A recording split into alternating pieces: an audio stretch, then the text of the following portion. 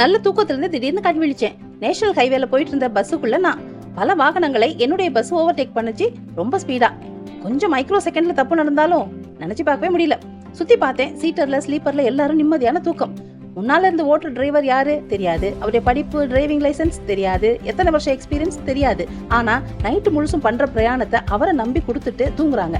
அடுத்த நாள் காலையில போக வேண்டிய இடத்துக்கு போய் இன்டர்வியூ அட்டன் பண்ண, அல்லது உறவினர்களை பார்க்க, அல்லது வெட்டிங் அட்டன் பண்ண, அல்லது ட்ரீட்மெண்ட்டுக்காக, இப்படி பல நோக்கங்களோட நம்பிக்கையா போறாங்க. வாழ்க்கைங்கிறதும் பயணம் தான். ஆனா என் வாழ்க்கை என் கையிலன்னு டிரைவர் சீட்ல நான் உட்காந்துக்கிட்டு எல்லா ஸ்ட்ரெஸ் டென்ஷனையும் எடுத்துக்கலாம். அல்லது இந்த மனுஷன் எல்லாம் தெரிஞ்சவர், அவங்க ரொம்ப அனுபவசாலி அப்படின்னு அவங்க கொஞ்ச நாள் ஓட்டட்டும்னு சில மனிதர்களை நம்பி நம்ம வாழ்க்கையை நடத்துறதுக்கு ஒப்பு கொடுக்கலாம். அல்லது பயணத்தை தொடங்கி வைத்த கர்த்தர் என் வாழ்க்கை முழுவதையும் அறிந்தவர், அவர் நடத்த வல்லவர் அப்படின்னு அவர் டிரைவர் சீட்ல உட்கார வச்சுட்டு அவர் கையில எல்லாத்தையும் ஒப்பு கொடுத்துட்டு சந்தோஷமா சுகமா பயணிக்கலாம். என்ன செய்ய போறீங்க? பயணம் சுகமாய் அமைய வாழ்த்துக்கள்.